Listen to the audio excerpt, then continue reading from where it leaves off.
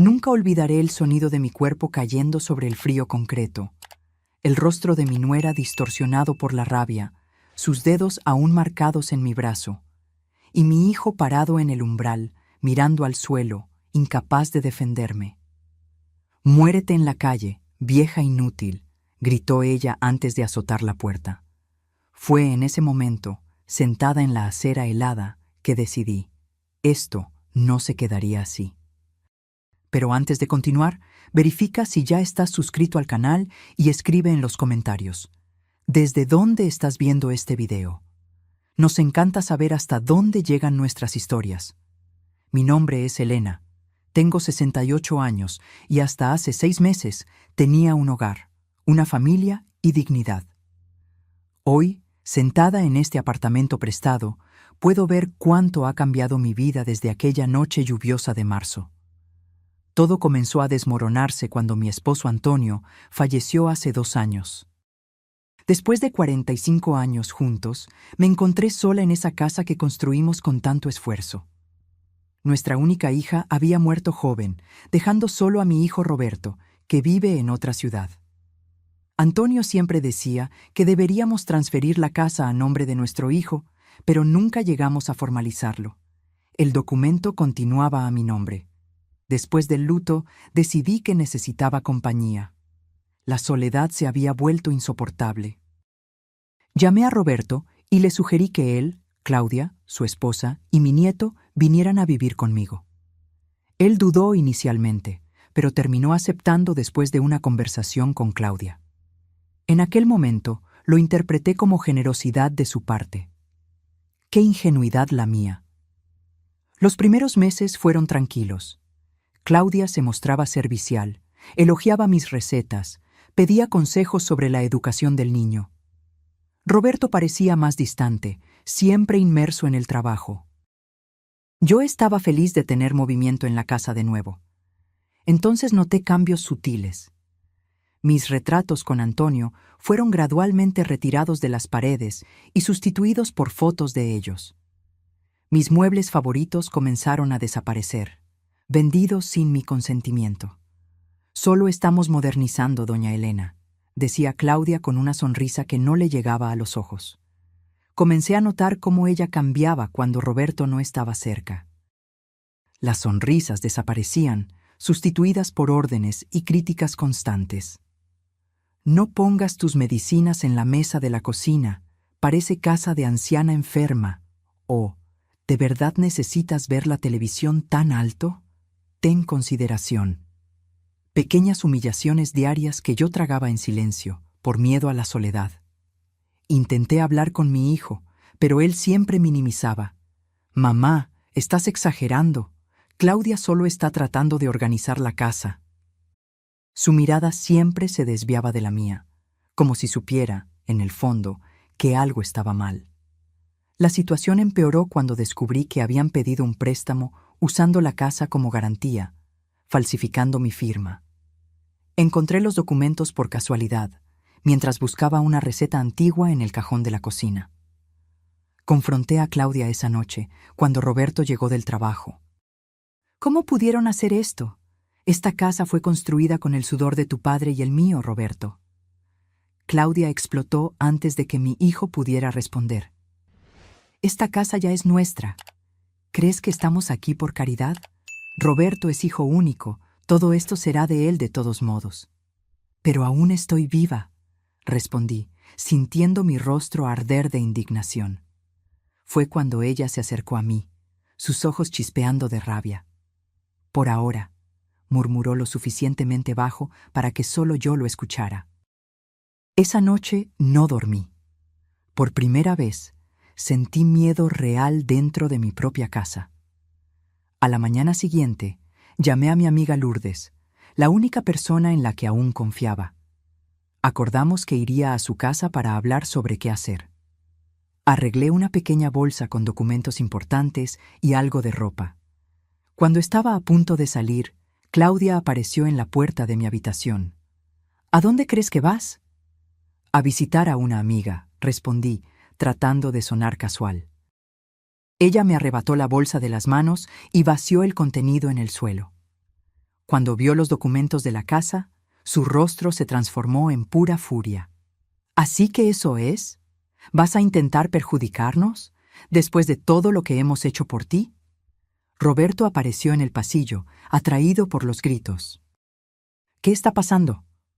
Tu madre está tratando de quitarnos la casa. Quiere ir a un abogado para desalojarnos.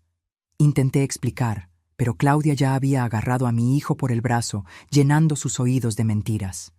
Vi su rostro endurecerse, la expresión cambiando de confusión a decepción. ¿Es verdad, mamá? ¿Después de todo lo que hicimos? Roberto, ellos falsificaron mi firma. Están hipotecando nuestra casa sin... No pude terminar. Claudia ya me estaba empujando por el pasillo, agarrando mi brazo con una fuerza sorprendente. Intenté resistir, pero ella era más fuerte, más joven. Roberto solo observaba, paralizado por la indecisión.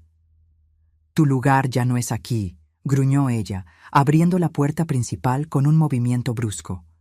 Con un último empujón, caí en la acera fría. Mis rodillas rasparon el concreto, rasgando mis pantalones. El dolor físico ni siquiera se comparaba con la agonía de ver a mi propio hijo cerrando la puerta, evitando mi mirada. La lluvia comenzaba a caer cuando me levanté, temblorosa y confundida. Sin documentos, sin dinero, sin nada más que la ropa que llevaba puesta. En ese momento, algo dentro de mí cambió para siempre. La Elena sumisa y conciliadora murió allí, en la acera mojada. En su lugar nació una mujer que nunca más agacharía la cabeza. Caminé bajo la lluvia durante casi una hora, mis rodillas sangrando, la indignación hirviendo dentro de mí. El reloj de la plaza central marcaba las 21:43 cuando finalmente llegué a la casa de Lourdes. Toqué el timbre varias veces hasta ver su silueta a través del vidrio esmerilado. Su rostro se transformó en horror al verme. Dios mío, Helena, ¿qué te pasó? Me desplomé en su sofá y entre sollozos se lo conté todo. Lourdes me escuchó en silencio, su rostro endureciéndose con cada palabra. Cuando terminé, no solo ofreció consuelo, sino que ofreció un camino. Mi sobrino Paulo es abogado, dijo ella, sirviéndome un té caliente. Especialista en derecho inmobiliario y familiar. Iremos a verlo mañana. Pasé la noche en la habitación de invitados, acurrucada bajo sábanas que no eran mías, en una cama que no me pertenecía. El sonido de la lluvia contra la ventana parecía amplificar mis pensamientos. ¿Cómo pudo mi propio hijo permitir esto? ¿Cómo llegamos a este punto? Recordé los primeros días después de la muerte de Antonio, cómo Roberto venía a visitarme solo los domingos, siempre apurado. Cómo Claudia comenzó a sugerir que vendiera la casa para no quedarme sola. Ahora todo tenía sentido. No era preocupación, era codicia. A la mañana siguiente, Paulo nos recibió en su oficina en el centro de la ciudad de Monterrey. Un hombre de unos 40 años, con ojos perspicaces que no mostraron piedad, solo determinación profesional. Su situación es grave, doña Elena, pero no desesperada, dijo él, después de escuchar mi historia. Si la casa todavía está legalmente a su nombre, y ellos hicieron un préstamo falsificando su firma, tenemos un caso sólido de fraude. ¿Quiere decir que puedo recuperar mi casa?, pregunté, sintiendo una chispa de esperanza por primera vez. No solo recuperarla, sino también demandar penalmente a su nuera y, lamentablemente, quizás a su hijo como cómplice. Su tono era neutro, profesional. La idea de demandar a mi propio hijo me causó náuseas. A pesar de todo, él seguía siendo mi Roberto, el niño que acuné en mis brazos.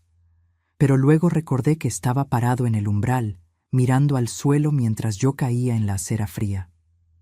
¿Cuánto tiempo tomaría?, pregunté, sintiendo mi determinación crecer. Los procesos como este pueden ser lentos, pero podemos solicitar una medida cautelar inmediata, respondió Paulo. El primer paso sería obtener una copia de la escritura original y verificar si hubo alguna transferencia oficial de propiedad. En los días siguientes, Paulo trabajó incansablemente. Descubrió que no solo la casa seguía a mi nombre, sino que el préstamo se había realizado a través de un esquema fraudulento. Claudia tenía un contacto en el banco que facilitó el proceso sin verificar adecuadamente los documentos. Cavaron su propia tumba, dijo Paulo, organizando una pila de documentos. Ahora vamos a enterrarlos con esto. Pero antes de continuar, verifica si ya estás suscrito al canal y escribe en los comentarios. ¿Cuál fue tu reacción al ver la actitud de mi hijo? Tu opinión es muy importante para mí. Durante las semanas que siguieron, viví en un extraño limbo.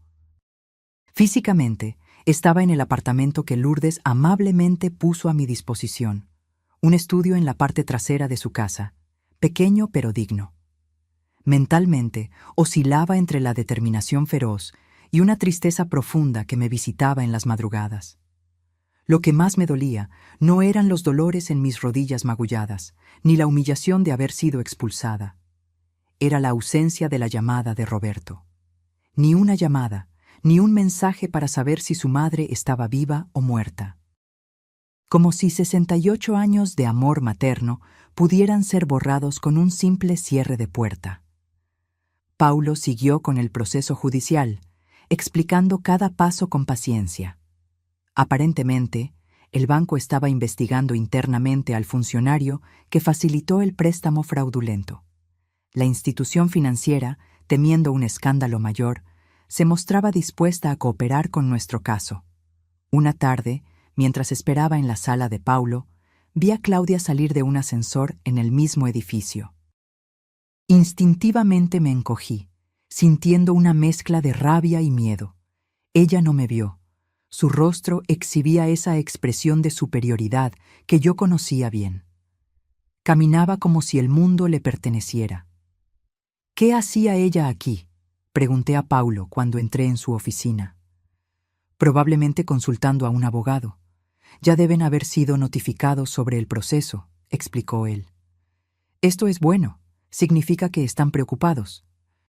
En casa, Lourdes me ayudaba a recuperar no solo mi salud física, sino también mi autoestima. Tienes que estar fuerte para lo que viene, decía ella mientras me servía sopa casera. La justicia sin fuerza interior es solo venganza, y la venganza corroe el alma. Sus palabras me hacían reflexionar. Yo no quería convertirme en una persona amargada, consumida por el odio. Solo quería recuperar lo que era mío por derecho y, quizás más importante, mi dignidad. 2 semanas después, Paulo me llamó con urgencia a su oficina. Su rostro, generalmente serio, exhibía una leve sonrisa. «Tenemos una audiencia preliminar programada para mañana», anunció. «El juez quiere escuchar a ambas partes antes de decidir sobre la medida cautelar». Mi estómago se revolvió. ¿Quiere decir que voy a enfrentar a mi hijo y a Claudia cara a cara? Sí, y es importante que esté preparada. Harán todo lo posible para parecer víctimas. Quizás aleguen que usted está senil o incapaz de administrar sus bienes. Esa noche no pude dormir. Di vueltas en la cama, imaginando 1000 escenarios para la confrontación inminente. ¿Cómo reaccionaría al ver a Roberto? ¿Qué le diría? Las preguntas me atormentaban, mezclándose en pesadillas donde yo estaba de nuevo caída en la acera, la lluvia lavando mis lágrimas. La sala de audiencias era más pequeña de lo que imaginaba, más parecida a una oficina formal que a los tribunales que veía en la televisión. El juez, un hombre de mediana edad, con ojos cansados pero atentos, nos observaba sobre sus gafas de lectura. Cuando Roberto y Claudia entraron, acompañados por un abogado de aspecto caro, sentí que mi corazón se aceleraba. Mi hijo estaba más delgado, con ojeras profundas. Nuestras miradas se cruzaron por un breve momento, y vi algo en sus ojos. ¿Culpa? ¿Remordimiento? Antes de que él desviara la mirada al suelo, como había hecho aquella noche fatídica. Claudia, por otro lado, mantenía la postura altiva, como si estuviera haciendo un favor al comparecer. Vestía impecablemente, con joyas que reconocí como regalos que Antonio me había dado años atrás. La audiencia comenzó con las presentaciones formales. Paulo expuso nuestra versión primero, detallando la falsificación de la firma, el préstamo fraudulento y culminando con mi expulsión violenta de la casa.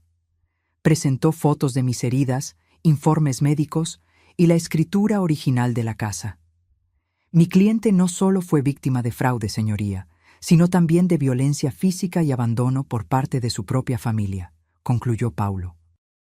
Solicitamos la reintegración inmediata de la posesión y la suspensión de cualquier transacción relacionada con el inmueble hasta el juicio final. El abogado de ellos se levantó a continuación, ajustándose la corbata cara antes de hablar. Su estrategia quedó clara en las primeras frases. Señoría, estamos ante un triste caso de senilidad e ingratitud. Mis clientes acogieron a doña Elena en un momento difícil, tras el fallecimiento de su esposo. Reorganizaron sus vidas para cuidarla, solo para ser acusados de fraude cuando intentaron hacer mejoras en la residencia familiar. Sentí mi sangre hervir con cada mentira descarada. Él continuó, pintándome como una anciana confusa que había acordado verbalmente las transacciones y luego olvidado debido a la edad avanzada. Según él, yo había salido voluntariamente de la casa después de un desacuerdo familiar. Cuando llegó mi turno de hablar, me levanté con las piernas temblorosas pero la voz firme. Señoría, tengo 68 años, no 98. Mi mente está perfectamente lúcida, como cualquier examen médico puede comprobar. Nunca autoricé préstamo alguno usando mi casa como garantía. Esa propiedad representa 45 años de trabajo de mi difunto esposo y mío. Miré directamente a Roberto, que seguía con la cabeza baja. Invité a mi hijo y a su familia a vivir conmigo porque la soledad era insoportable después de perder a mi compañero. A cambio, fui gradualmente empujada a los rincones de mi propia casa, hasta ser literalmente arrojada a la calle en una noche de lluvia. Mostré las cicatrices aún visibles en mis rodillas.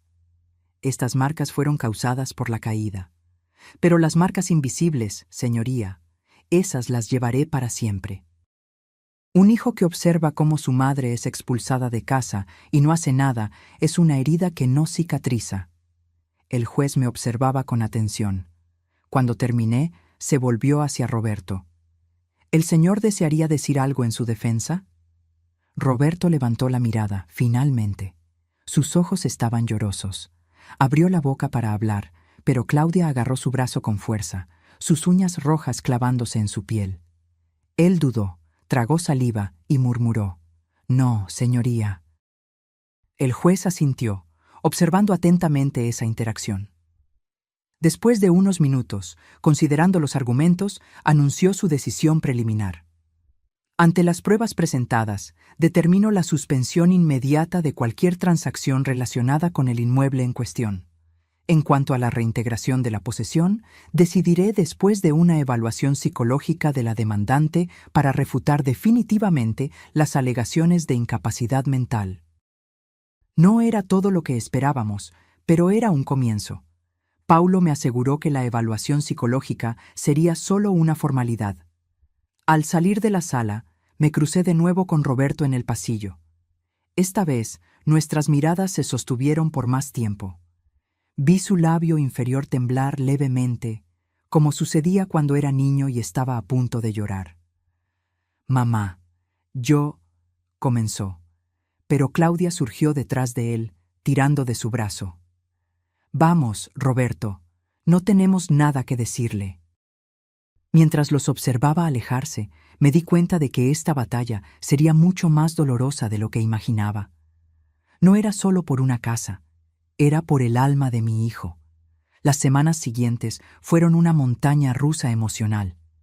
Fui sometida a una batería de pruebas psicológicas que probaron, sin lugar a dudas, mi plena capacidad mental. El informe del psicólogo fue contundente. La paciente presenta una función cognitiva por encima del promedio para su grupo de edad, sin signos de demencia o compromiso mental que justifique cualquier tipo de interdicción. Paulo exhibía una sonrisa confiada al mostrarme el documento. Esto derriba por completo su estrategia. El juez no tendrá más remedio que fallar a su favor en la próxima audiencia. Mientras esperábamos, comencé a reorganizar mi vida. Lourdes me ayudó a encontrar un trabajo de medio tiempo en una librería cercana en Guadalajara. El salario era modesto, pero me daba propósito y cierta independencia financiera. En mis ratos libres, asistía a un grupo de apoyo para personas mayores víctimas de violencia familiar, una realidad mucho más común de lo que imaginaba. Allí, escuché historias que se hacían eco de la mía, hijos que se apoderaban de las pensiones de sus padres, nueras y yernos que manipulaban herencias, nietos que extorsionaban a sus abuelos. Cada relato me hacía darme cuenta de que mi caso, por doloroso que fuera, no era aislado.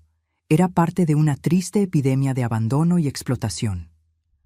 «Ustedes son más fuertes de lo que creen», decía doña Carmen, la coordinadora del grupo, una trabajadora social jubilada de 75 años. «Muchos prefieren callar por vergüenza o miedo a perjudicar a la familia. Ustedes están aquí porque eligieron la dignidad». Sus palabras me fortalecían. Poco a poco, la Elena rota daba lugar a una mujer más segura que reaprendía a ocupar su espacio en el mundo. Pero antes de continuar, verifica si ya estás suscrito al canal y si te ha gustado el video hasta ahora. Tu interacción me motiva a seguir compartiendo estas historias tan importantes. Una tarde, mientras acomodaba libros en la sección de autoayuda de la librería, oí una voz familiar llamar mi nombre. Era Teresa, mi vecina de toda la vida, que vivía en la casa de al lado de la mía hacía más de 20 años. «Elena, qué gusto encontrarte. Estuve tan preocupada. Tu hijo dijo que te habías ido a vivir con una prima en el campo por problemas de salud». Sentí que se me helaba el cuerpo. ¿Así que esa era la historia que estaban contando? «Teresa, eso es mentira», respondí, tratando de mantener la compostura. «Ellos me echaron de casa. Estoy luchando en la justicia para recuperar lo que es mío». Su rostro mostró shock, luego indignación. Sabía que algo andaba mal. En los últimos meses he visto movimientos extraños. Camiones de mudanza llevándose tus muebles antiguos, gente evaluando la casa como si fuera para venta. ¿Se están deshaciendo de mis cosas?, pregunté, sintiendo una nueva ola de rabia. «Me temo que sí, y hay más», dudó. «Justo ayer vi instalar letreros de «Se vende». Mi corazón se disparó. Estaban tratando de vender la casa, incluso con la orden judicial que prohibía cualquier transacción. Llamé a Paulo inmediatamente, quien prometió tomar medidas urgentes. A la mañana siguiente, un oficial de justicia, acompañado por policías, fue a mi antigua casa para verificar la denuncia y reforzar la prohibición de venta. Paulo me llamó horas después, su voz desbordando indignación. «Doña Elena, ellos quitaron el letrero antes de la llegada del oficial, pero los vecinos confirmaron su existencia. Y hay más. Logramos acceder a su habitación y descubrimos que prácticamente todas sus pertenencias personales fueron retiradas o desechadas».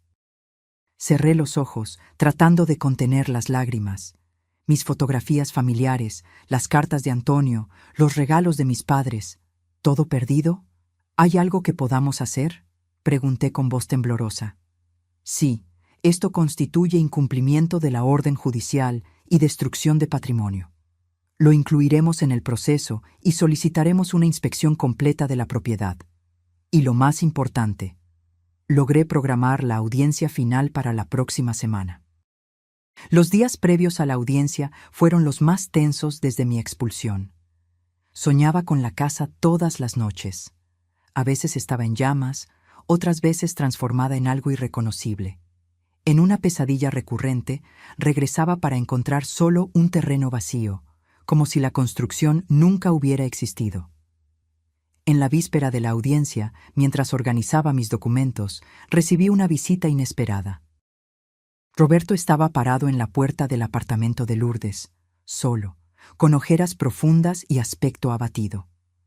«¿Puedo pasar, mamá?», preguntó con voz casi inaudible. Mi primer impulso fue abrazarlo, decirle que todo estaría bien. Pero el recuerdo de la acera fría y de la puerta cerrándose contuvo mi emoción. «¿Qué quieres, Roberto?». «Hablar, explicar, disculparme».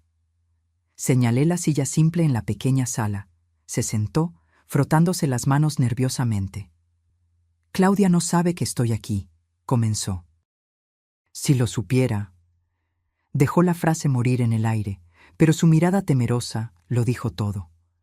Roberto, ¿qué está pasando? ¿Por qué permites que ella controle tu vida de esa manera? Él bajó la mirada, avergonzado. No es tan simple. Al principio, parecía que ella solo quería lo mejor para todos nosotros.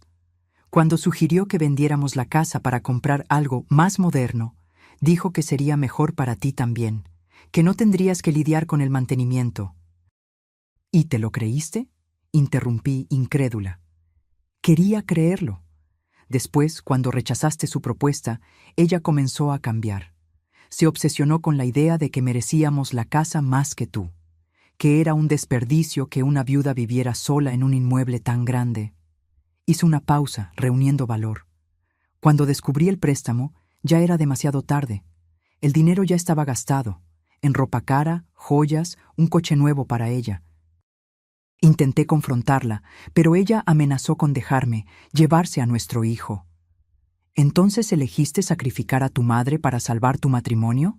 Pregunté, sintiendo una mezcla de rabia y lástima. Fui un cobarde, admitió, las lágrimas finalmente escapando.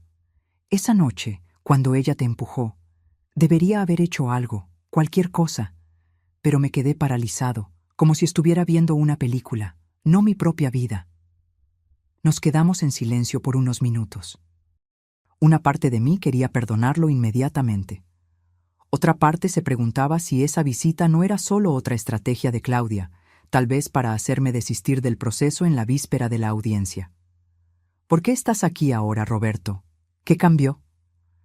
Sacó un sobre arrugado de su bolsillo y lo puso sobre la mesa. Encontré esto escondido en su cajón. Son correos electrónicos entre Claudia y un agente inmobiliario. Ya vendió la casa, mamá, firmando como tú. La transferencia se realizaría tan pronto como consiguieran una declaración médica que atestara tu incapacidad. Tomé el sobre con manos temblorosas. Las pruebas eran incontestables. Copias de contratos, transferencias bancarias, todo con mi firma falsificada. Esto es un crimen, Roberto, lo sabes. Él asintió lentamente. Lo sé. Y estoy dispuesto a testificar mañana, contarle todo al juez. ¿Y qué hará Claudia cuando lo descubra? Probablemente dejarme, respondió con una sonrisa triste. Pero tal vez eso sea liberación, no castigo. Cuando se levantó para irse, dudé por un momento antes de abrazarlo. Sentí su cuerpo temblar contra el mío, como cuando era niño y tenía pesadillas. Gracias, mamá, susurró. Aunque no puedas perdonarme, gracias por no rendirte. Después de su partida, llamé a Paulo inmediatamente, quien vino a buscar los documentos. Su rostro se iluminó al examinar el contenido. Doña Elena, esto lo cambia todo. Con estas pruebas y el testimonio de su hijo, no solo recuperaremos su casa, sino que su nuera probablemente enfrentará cargos criminales. Esa noche no pude dormir, no por ansiedad o miedo, sino porque finalmente veía el final del túnel. La justicia que tanto busqué estaba al alcance. Aún así, una parte de mí lamentaba el precio. El matrimonio destruido de mi hijo, la familia fragmentada, los traumas que llevaríamos por el resto de la vida. Pero como doña Carmen siempre decía en el grupo de apoyo, la verdad duele, pero el silencio mata. El tribunal estaba sorprendentemente lleno esa mañana. Además de los directamente involucrados en el caso, varios ancianos de mi grupo de apoyo asistieron en solidaridad. Doña Carmen se sentó en la primera fila, ofreciéndome una sonrisa alentadora. Claudia y su abogado llegaron puntualmente, pero sin Roberto. Ella parecía tensa, consultando el reloj repetidamente. Cuando el juez entró y todos nos levantamos, todavía no había señal de mi hijo. ¿Podemos comenzar?, preguntó el magistrado mirando a los presentes. Paulo se levantó. Señoría, esperábamos la presencia de Roberto Oliveira, hijo de la demandante, quien presentaría nuevos elementos al caso. El juez consultó su reloj. Daremos 10 minutos más. Si no comparece, procederemos sin él. Esos fueron los minutos más largos de mi vida. Con cada segundo, mi esperanza disminuía. ¿Había dado Roberto marcha atrás? ¿Había descubierto Claudia sus planes e impedido su llegada? Las posibilidades sombrías se multiplicaban en mi mente. Cuando el juez estaba a punto de declarar el inicio de la sesión, la puerta trasera se abrió. Roberto entró apresuradamente, seguido por un oficial de policía. Su rostro estaba marcado por un hematoma reciente, el labio superior hinchado. Claudia palideció al verlo. Intentó levantarse, pero su abogado la sujetó del brazo, sus uñas rojas clavándose en su piel. Ella dudó, tragó saliva y se sentó de nuevo. «Perdone mi retraso, señoría», dijo Roberto, su voz temblorosa. «Fui detenido brevemente para prestar declaración en la comisaría». El juez frunció el ceño. «¿Declaración sobre qué, exactamente?» «Sobre una agresión que sufrí esta mañana en mi residencia. Presenté una denuncia contra mi esposa». Un murmullo recorrió el tribunal. El juez golpeó el martillo, pidiendo silencio. «¿Esto tiene relación con el caso que estamos juzgando?» «Directa, señoría», intervino Paulo.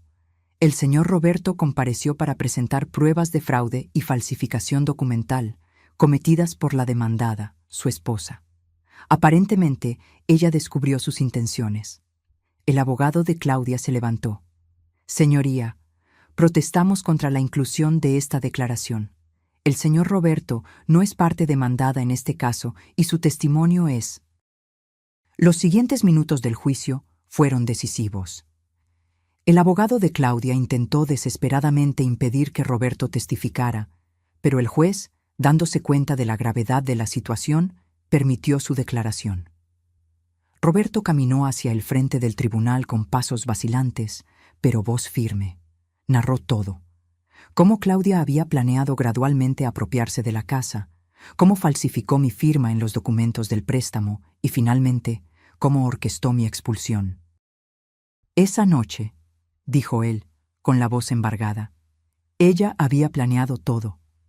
Sabía que mi madre había descubierto el préstamo y necesitaba sacarla de casa antes de que pudiera buscar ayuda legal». El juez escuchó atentamente mientras Roberto entregaba el sobre con las pruebas. El silencio fue absoluto cuando él describió lo que sucedió esa mañana. Cuando Claudia descubrió que yo planeaba testificar, enloqueció. Dijo que yo estaba traicionando a mi propia familia por una vieja inútil. Sus palabras, no las mías. Cuando respondí que esa vieja era mi madre, ella me atacó con un jarrón de cristal. Claudia mantenía la mirada fija en la mesa frente a ella, sus dedos tamborileando nerviosamente mientras su abogado le susurraba al oído, claramente intentando desarrollar una estrategia de defensa de última hora. «Señor Roberto», preguntó el juez, «¿por qué no intervino cuando su esposa expulsó a su madre de casa?» Mi hijo bajó la mirada, la vergüenza evidente en cada rasgo de su rostro. Miedo, cobardía y toda una vida de manipulación. Claudia siempre supo exactamente cómo controlarme, haciéndome creer que mi madre era el problema, no ella. Solo ahora, viendo lo mucho que fue capaz de hacer para mantener la mentira, me doy cuenta del monstruo que dejé entrar en nuestras vidas. La declaración de Roberto duró casi 1 hora. Cuando terminó, parecía físicamente exhausto, como si hubiera corrido un maratón. Paulo entonces presentó los informes psicológicos que confirmaban mi plena capacidad mental, los informes de los peritos que identificaron las firmas falsificadas y los testimonios de los vecinos sobre mi expulsión y el subsiguiente intento de venta de la propiedad. Cuando llegó el turno de Claudia de defenderse, su abogado intentó construir una narrativa de una mujer presionada por las circunstancias que solo intentaba mejorar la vida de la familia. Habló sobre mi comportamiento errático después de la muerte de Antonio, sugiriendo que yo había acordado verbalmente los cambios en la casa. «Señoría», interrumpió Paulo, «si la señora Elena acordó verbalmente todo, ¿por qué fue necesario falsificar su firma?» El abogado tartamudeó, intentando elaborar una respuesta, mientras Claudia permanecía en silencio, su rostro una mezcla de rabia y desesperación. Después de escuchar los argumentos finales, El juez se retiró para deliberar. Esos minutos parecieron una eternidad. Sentada junto a Lourdes, intentaba prepararme para cualquier resultado. Paulo parecía confiado, pero yo sabía que la justicia no siempre era tan justa como quisiéramos. Cuando el juez regresó, su semblante era grave. Este caso, comenzó él, supera la simple cuestión de propiedad inmobiliaria. Se trata de dignidad humana, respeto familiar y protección de los derechos de las personas mayores. Hojeó sus documentos metódicamente antes de continuar. Con base en las pruebas presentadas, decido. Primero, determino la reintegración inmediata de la posesión del inmueble a favor de la señora Elena Oliveira, su legítima propietaria. Segundo, declaro nulo el contrato de préstamo realizado fraudulentamente, debiendo la institución financiera buscar resarcimiento con los verdaderos responsables del fraude. Tercero, determino que la demandada, Claudia Oliveira, desocupe el inmueble en un plazo de 72 horas, bajo pena de desalojo forzoso. Claudia se levantó bruscamente, su rostro contorsionado por la rabia. «¡Esto es un absurdo! ¡Esa casa es...» «¡Silencio!», ordenó el juez, golpeando el martillo con fuerza. Cualquier manifestación irrespetuosa resultará en su arresto inmediato por desacato. Y debo informar que, ante las pruebas de fraude y falsificación presentadas, estoy remitiendo una copia integral de este proceso al Ministerio Público para las debidas diligencias en la esfera penal. Sentí las lágrimas correr por mi rostro mientras el juez finalizaba la sentencia. No eran lágrimas de alegría o venganza, sino de alivio. Finalmente, después de meses de humillación e incertidumbre, la justicia había prevalecido. Cuando la sesión terminó, fui rodeada por los miembros del grupo de apoyo, todos ofreciendo abrazos y palabras de consuelo. Doña Carmen sostuvo mis manos entre las suyas. ¿Ves? La dignidad siempre gana, al final. Roberto se acercó vacilante, el rostro aún marcado por la agresión de la mañana. Nuestras miradas se encontraron, y por un momento volví a ver en él al niño que había criado, vulnerable, arrepentido, buscando redención. «Mamá, yo...» «Ahora no», interrumpí suavemente. «Tenemos mucho de qué hablar, mucho que reconstruir, pero no hoy. Hoy solo vamos a respirar». Él asintió, comprendiendo. Había un largo camino por delante para reconstruir nuestra confianza, pero al menos, ahora había un camino. 3 días después, acompañada por Paulo, Lourdes y un oficial de justicia, regresé a mi casa. El corazón latía acelerado mientras subía los escalones de la entrada, la misma entrada donde había caído esa noche lluviosa. La puerta fue abierta por Roberto, solo. Claudia ya se había ido, llevándose solo sus pertenencias personales. Entrar en mi casa de nuevo fue como revisitar un sueño distante. Las paredes estaban diferentes. Muchos de los muebles que amaba habían desaparecido, sustituidos por piezas modernas que no combinaban con el espíritu del lugar. Aún así, era mi casa. Cada rincón, cada pasillo guardaba recuerdos que nadie podría borrar. En mi antiguo dormitorio, ahora transformado en una oficina impersonal, encontré una caja escondida en el fondo del armario. Dentro de ella, milagrosamente preservados, estaban algunos de mis tesoros, álbumes de fotografías familiares, las cartas de Antonio, el reloj de bolsillo de mi padre. De alguna manera, esos fragmentos de mi historia habían sobrevivido al intento de borrar mi existencia. «Vamos a reconstruir todo, mamá», dijo Roberto, observándome desde la puerta. «Sé que no será como antes, pero haremos lo posible». Asentí, pasando los dedos por el viejo álbum de fotos. «Algunas cosas son irreemplazables, hijo. Pero lo importante es que estamos aquí, ahora. El resto, el tiempo se encargará.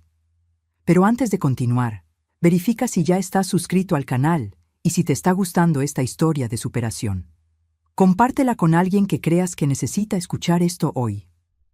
En los días que siguieron, me dediqué a recuperar el espíritu de la casa. Con la ayuda de Lourdes y otros amigos, limpié cada habitación, reorganicé los pocos muebles familiares que quedaron.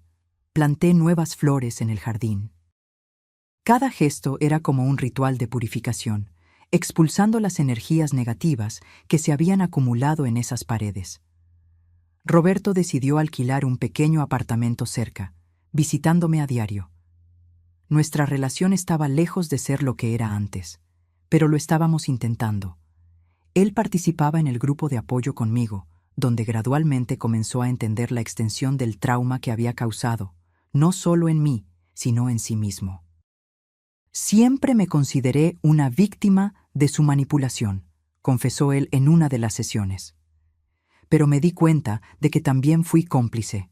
Cada vez que me callé, cada vez que desvié la mirada, elegí el camino más fácil en lugar del correcto. Doña Carmen, con su sabiduría tranquila, respondió: reconocer eso ya es el primer paso hacia la sanación, tanto la tuya como la de tu madre. La vida volvió a una nueva normalidad. Seguí trabajando en la librería, no por necesidad financiera, sino porque descubrí que me gustaba el ambiente, las conversaciones con los clientes, la sensación de propósito que el trabajo me proporcionaba. Una tarde, cerca de 2 meses después de recuperar mi casa, recibí una visita inesperada. María, mi nieta de 8 años, estaba parada en la puerta de la sala, sosteniendo la mano de su padre. «Abuela», llamó ella titubeando, «¿puedo pasar?». Mi corazón casi se detuvo. Durante todo el proceso, pensé en Roberto, en Claudia, en la casa, pero rara vez permitía que mis pensamientos se volcaran hacia María. El dolor era demasiado grande. Ella había sido mantenida alejada de mí por tanto tiempo que temía que me hubiera olvidado. «Claro que puedes, mi amor», respondí, abriendo los brazos. Ella corrió a mi abrazo, su pequeño cuerpo tan familiar contra el mío. El olor de su cabello, la suavidad de su piel. ¿Cómo pude vivir sin eso por tanto tiempo? «Te extrañé, abuela», susurró contra mi hombro. «Mamá dijo que estabas enferma y no podías vernos. Pero papá me dijo la verdad. Dijo que eres la persona más fuerte que conoce». Miré a Roberto por encima de su cabeza, notando las lágrimas en sus ojos. En ese momento, algo comenzó a sanar dentro de mí. María trajo una mochila con ella, llena de dibujos que había hecho durante nuestra separación. «Este eres tú», explicó, mostrándome un dibujo de una figura sonriente con cabello gris. «Y este es el abuelo en el cielo, cuidándonos». Pasé la tarde entera con mi nieta, escuchando sus historias de la escuela, ayudándola a hacer más dibujos, reaprendiendo las pequeñas particularidades de su ser que casi se habían borrado de mi memoria. Cuando llegó la hora de que se fuera, le prometí que nos veríamos pronto. «¿Qué tal el domingo para el almuerzo? Hago esa pasta que tanto te gustaba». «¿Con salsa blanca y mucho queso?», preguntó ella con los ojos brillando. «Exactamente como te gusta». Después de que se fueron, me senté en el porche, observando el atardecer. Algo había cambiado dentro de mí esa tarde. La rabia que aún llevaba, ese último resquicio de amargura que se negaba a desaparecer, comenzó a disolverse. Me di cuenta de que la verdadera victoria no era recuperar la casa, ni ver a Claudia enfrentar las consecuencias de sus actos. La victoria real estaba en ese abrazo de niña, en el perdón que comenzaba a florecer entre Roberto y yo, en la capacidad de reconstruir lo que parecía irremediablemente roto. Unas semanas después, recibí una llamada de Paulo. Claudia había aceptado un acuerdo con la fiscalía, confesando la falsificación y el fraude a cambio de una pena reducida, servicio comunitario y libertad condicional, evitando la cárcel. «¿Cómo te sientes al respecto?», preguntó él, preocupado de que yo pudiera considerar el castigo demasiado leve. Reflexioné por un momento antes de responder. «Sabes, Paulo, al principio quería verla pagar por todo. Quería justicia en el sentido más duro de la palabra. Pero ahora solo quiero paz. Si este acuerdo significa que todos podemos seguir adelante, entonces estoy satisfecha». Él pareció sorprendido, pero satisfecho con mi respuesta. Usted es una mujer increíble, doña Elena. Más fuerte que muchos de mis clientes con la mitad de su edad. Me reí suavemente. No es cuestión de fuerza, Paulo. Es cuestión de sabiduría. La edad nos enseña que cargar con el odio es como beber veneno esperando que el otro muera. Esa noche, mientras regaba las nuevas plantas del jardín, me di cuenta de que estaba tarareando, algo que no hacía desde antes de la muerte de Antonio. Era una melodía antigua, una canción que él solía cantar mientras trabajaba en el patio los domingos soleados. Mirando el cielo estrellado, sentí una profunda gratitud, no solo por haber recuperado mi casa, sino por haber redescubierto mi voz, mi fuerza, mi lugar en el mundo. A los 68 años, cuando muchos piensan que la vida está terminando, yo había comenzado un nuevo capítulo, más sabia, más compasiva e infinitamente más fuerte. Un año ha pasado desde aquella noche fatídica en que fui expulsada de mi propia casa. La vida siguió su curso, transformándose de maneras que jamás podría haber previsto. Roberto y María se convirtieron en presencias constantes en mi vida nuevamente. Los domingos, la casa se llenaba con el sonido de risas, el aroma de comida casera y el calor de una familia que, aunque remendada, había encontrado su camino de regreso a la unión. Claudia se mudó a otra ciudad después de cumplir parte de su sentencia. Ocasionalmente llamaba para hablar con María, pero se mantenía a distancia del resto de la familia. Roberto finalmente inició el proceso de divorcio, enfrentando sus propios demonios en terapia. Poco a poco, veía a mi hijo reencontrar su voz, su coraje, su identidad más allá de la sombra de la manipulación que había vivido durante tantos años. En cuanto a mí, me convertí en una especie de celebridad local. Mi historia, compartida inicialmente solo en el grupo de apoyo, ganó notoriedad cuando doña Carmen me invitó a dar una charla sobre derechos de las personas mayores en un evento municipal en Puebla. De repente, me vi como portavoz de una causa que afectaba a tantos en silencio. Muchos de ustedes sufren en silencio, con vergüenza o miedo. Dije al público en esa primera charla. Creen que deben soportar abusos para no destruir a la familia o causar escándalo. Pero déjenme decirles algo que aprendí de la manera más dura. Su silencio no protege a nadie, solo perpetúa el ciclo. Las charlas se multiplicaron. Fui invitada a escuelas, centros comunitarios, incluso a una audiencia pública en el ayuntamiento sobre políticas para la protección de las personas mayores. En cada lugar, encontraba miradas que reconocían su propio dolor en mi historia y, lo más importante, veían esperanza en mi recuperación.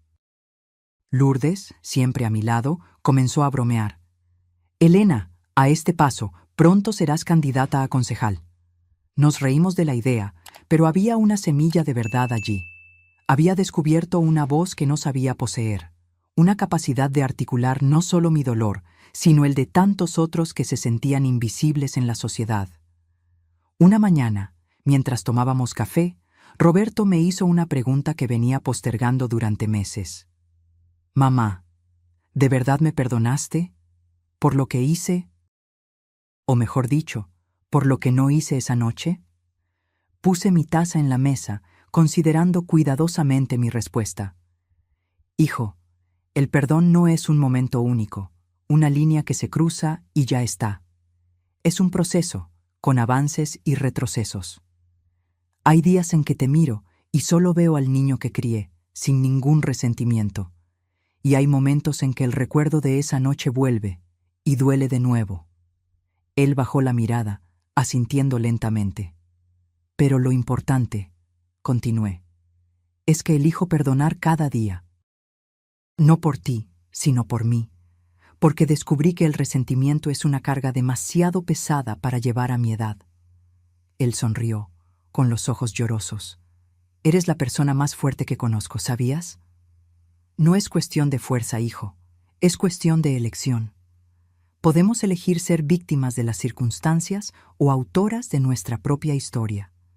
Yo elegí la segunda opción». A la semana siguiente, recibí una llamada inesperada de Paulo.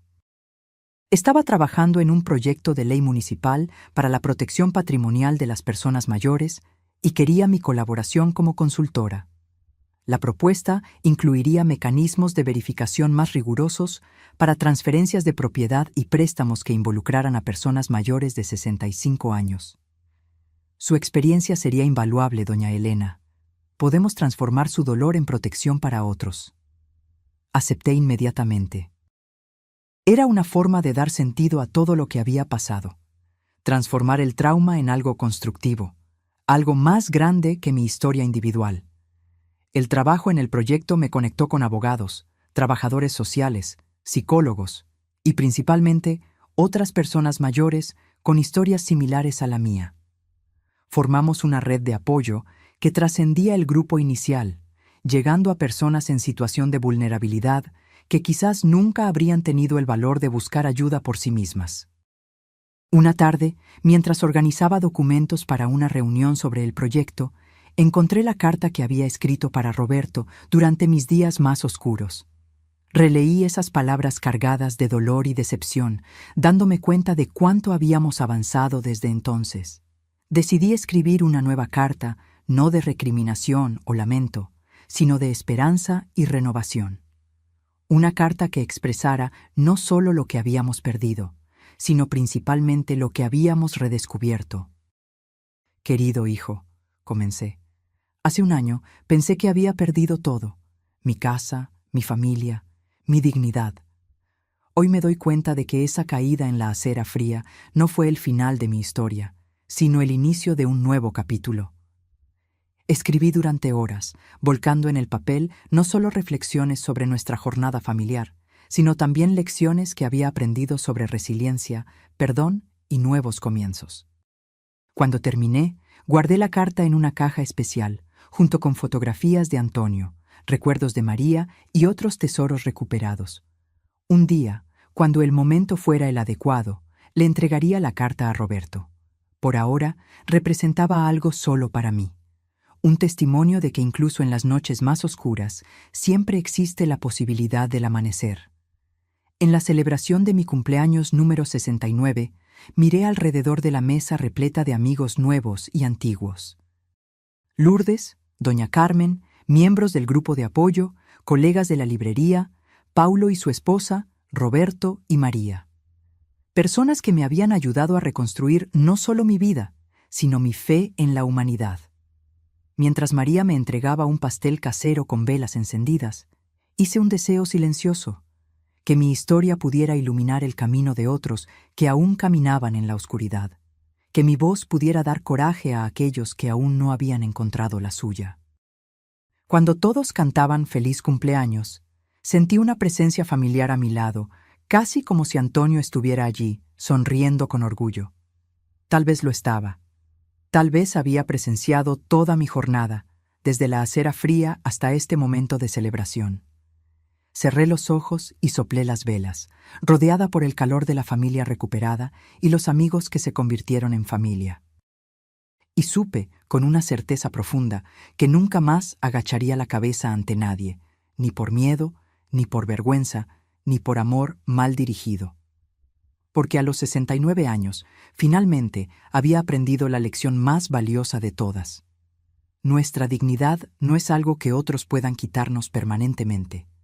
Es algo que podemos reclamar, en cualquier momento, con solo tener el coraje de levantarnos una vez más. Ahora, si te gustó esta historia, haz clic en suscribirte y dime en los comentarios, ¿qué parte te dejó boquiabierto? Y no olvides hacerte miembro para tener acceso a videos exclusivos que no publico aquí. Te espero allí.